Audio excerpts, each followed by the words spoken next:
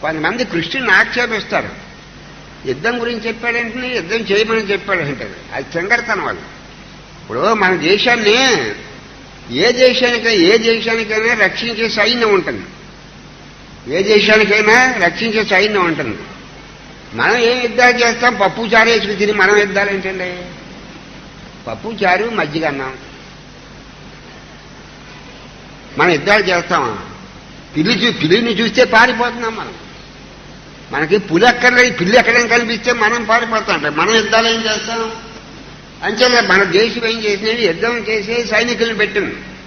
యుద్ధం చేసే సైనికులు పెట్టి ఏం చేద్దాం? మనం యుద్ధం చేయడం, వాళ్ళు పోరాడతారు మన తరపున. ఇప్పుడు యుద్ధం అవసరం లేదా? పరిస్థితుల ప్రభావం వల్ల ఇప్పుడు యుద్ధాలు ఇప్పుడు వస్తున్నాయి కదా యుద్ధాలు. అప్పుడు అన్నమాట ఏంటి? అప్పుడు అర్జునుడు యుద్ధం చేయకపోతే, భీముడు యుద్ధం చేయకపోతే అప్పుడు దేశాన్ని ఎవడు రక్షిస్తాడు అసలు?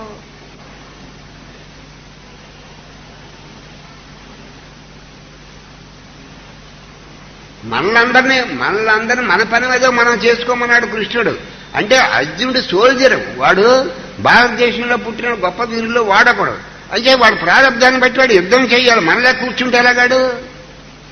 అంటే యుద్ధం చేయమన్నాడంటే హింసాప్రియుడేం కాదు కృష్ణుడు. హింసాప్రియుడు కాదు. అంటే అక్కడ అవసరమైనప్పుడు చెయ్యాలి. ఇప్పుడు చేతి కురిపేస్తే కురుపును కోసేస్తాం మనం. ఆ కురిపి మీద కోపం శరీరం ఆరోగ్యం కాపాడుకోవడం కోసం ఆ సెకండ్ కోసేస్తాం. అలాగే సమాజం ఆరోగ్యంగా ఉండాలి, కొంతమందిని బయటికి పంపించేయాలి. అది కృష్ణుడి యొక్క ప్రాణం. అంటే సమాజం శాంతిగా ఉండాలంటే కొంతమందిని బయటికి పంపించేయాలి. కృష్ణుడు యుద్ధాల గురించి చెప్పడం ఏంటి? అప్పుడు యుద్ధాల మాట ఇప్పుడు మటుకు యుద్ధాలు ఆగుతున్నాయి, ఇప్పుడు జరుగుతున్నాయి కదా. ఇప్పుడు యుద్ధాలు జరగటం లేదు. ఇప్పుడు చైనాని తట్టుకోవడానికి కదా బోడని ఆయుధాలు మనం సంపాదించుకుంటున్నాం.